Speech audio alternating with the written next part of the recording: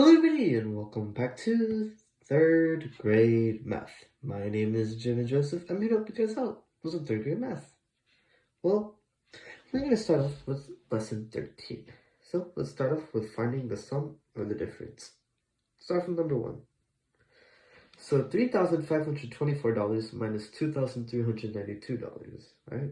Start off, 4 minus 2 is 2. 2 minus 9, can't do that, so you take a tenth from here and turn that to 12. 12 minus 9 is 3. 4 minus 3 is 1. 3 minus 2 is 1. So your answer will be $1,132. Alright, let's move on to number 3. $4,287 plus $3,281. Again, it's just simple addition. 7 plus 1 is 8. 8 plus 8 is 16. Add a tenth here. 2 plus 2 is 4 plus 1 is 5. And 4 plus 3 is 7. So your answer is $7,568. Then let's move on to number 7. $73.84 minus $45.38. You can't do 4 minus 8, so you take a tenth from here.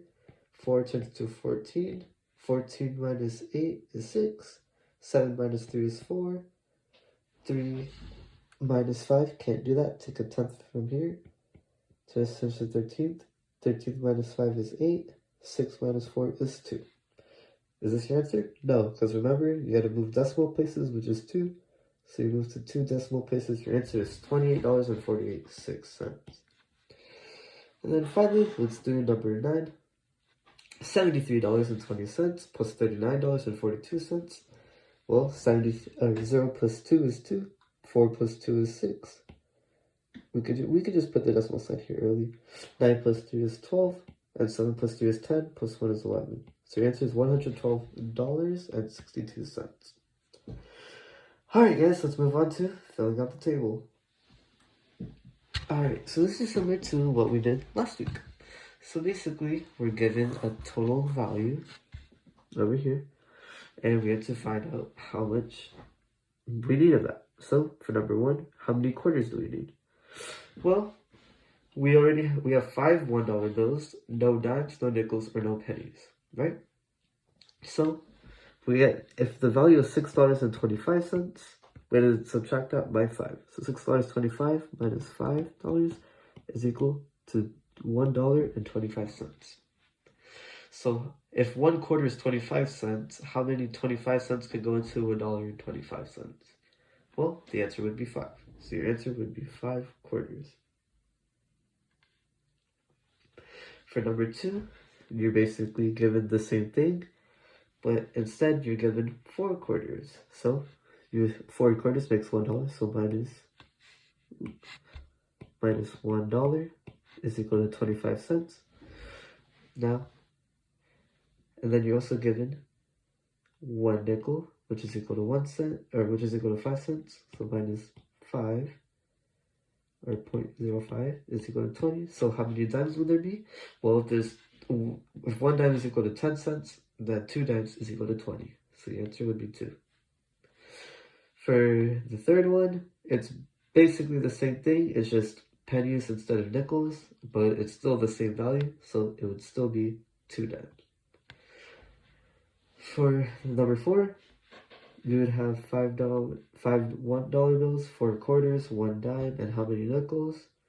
Well, $6, and like we did before, $6.25 minus $5 is equal to $1.25 minus $1 from the nickel for the quarters over here is equal to 25 cents, and then minus 1 dime is equal to 15 cents.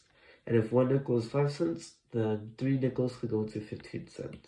So your answer would be 3. And finally, for number 5, you basically are doing the same thing. It's just a lot different. So first, let me resolve this work. So basically, you have $6.25 minus $5 is equal to $1.25. 3 quarters is equal to 75 cents, so minus 75 cents is equal to 50 cents. 4 dimes is equal to 40 cents, so minus 40 cents is equal to 10 cents. 1 nickel, which is 5 cents, so minus 5 cents, and then you're left over with 5 cents left. And if 1 penny is 1 cent, then you would need 5 pennies to get 5 cents. Alright guys, let's move on to using greater than, less than, or equal to compare the amounts of money. So basically, well, you're basically going to look at the two values of money and see if you need to use a greater than, less than, or equal to sign. So, for example, for number 1, we have $1, 4 quarters, and 5 nickels. So $1 is equal to $1 plus 4 quarters, which is also equal to $1, and 5 nickels, which is equal to 25 cents. Since 1 nickel is 5 times 5 is 25. So your answer is $2.25. So on this side, and over here you have $2 plus 1 quarter, which is 25 cents, plus 5 dimes, which is 50 cents. So if you solve this up, you get $2.75. As you can see, this side is greater, so you make a greater than sign, or a less than sign. Well, basically, the way you can figure out which sign to use is the alligator mouth over here always wants to eat the bigger sign. So, yeah. Alright, let's move on to number 4. So you have 3 quarters, 3 nickels, and 10 pennies. 3 quarters is equal to 75 cents. 3 nickels is equal to 15 cents. And 10 pennies is equal to 10 cents. So you add this up. 5 plus 5 is 10, 7 plus 1 is 8, plus 1 is 9, plus 1 is 10. So you get a total of $1.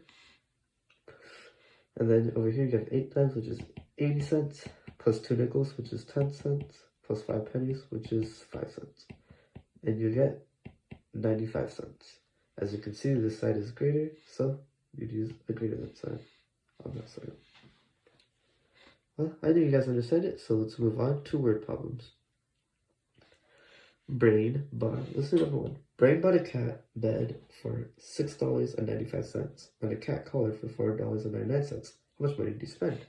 Well, if you bought a cat bed for $6.95 plus a cat collar for $4.99, you just add them up.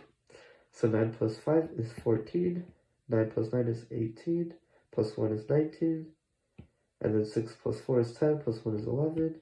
You look at it, 2 decimal places, so your total is $11.94. Let's do one more.